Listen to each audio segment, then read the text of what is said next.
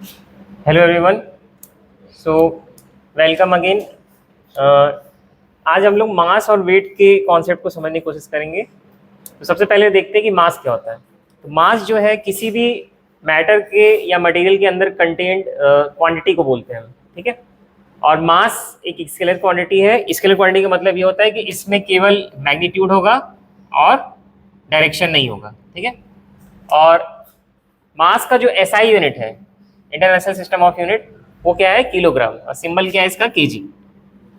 किसी भी ऑब्जेक्ट का या मैटर का जो मास है वो कभी जीरो नहीं हो सकता, ठीक है, क्योंकि मास प्लेस टू प्लेस चेंज नहीं करता है। ओके, तो मास के बारे में क्या क्या इंपॉर्टेंट बात हमें याद रखनी कि ये मैटर के अंदर की क्वांटिटी को कहते हैं, स्केलर क्वांटिटी होता है, इसका यूनिट केजी होता है और मास जीरो नहीं हो सकता। अब हम देखते हैं कि वेट क्या होता है।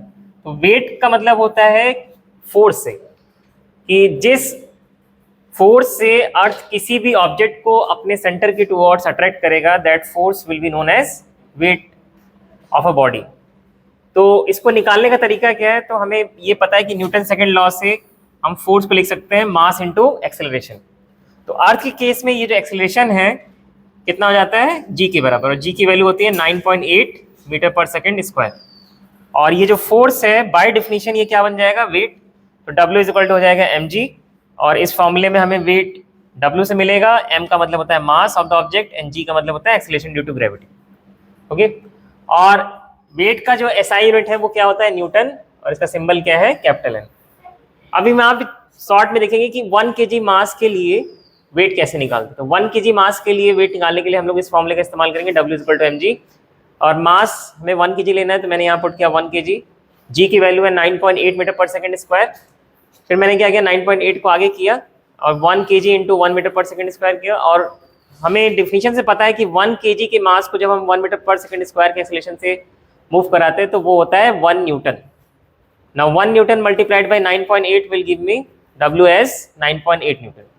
सो यहाँ से कंक्लूजन हमें ये मिलता है कि 1 kg मास के लिए जो वेट होता है वो कितना होता है? 9.8 न्यूटन। ओके, वेट एक वेक्टर क्वांटिटी है, दैट मीन्स कि वेट में मैग्नीट्यूड भी होगा और डायरेक्शन भी होगा। वेट किसी भी ऑब्जेक्ट का कांस्टेंट नहीं होता है, ये जगह बदलने से बदल जाता है, क्योंकि जी की value place to place change होती है। अगर हम इक्वेटर पे हैं, फॉर एग्जांपल अगर ये अर्थ है तो इक्वेटर वाली लाइन ये होगी और पोल्स यहाँ पे होंगे, तो ये नॉर्थ पोल, ये साउथ पोल। तो अगर हम साउथ पोल से इक्वेटर की तरफ जाते हैं, फिर इक्वेटर से नॉर्थ पोल की तरफ जाते हैं या रिवर्स करके ऐसे आते हैं, तो जी की वैल्यू जो है चेंज होती जाएगी। और उसी तरीके से हम अर्थ के सरफेस के ऊपर जाएं या अर्थ के सरफेस के नीचे जाएं तो भी ग्रेविटी की वैल्यू चेंज होती है।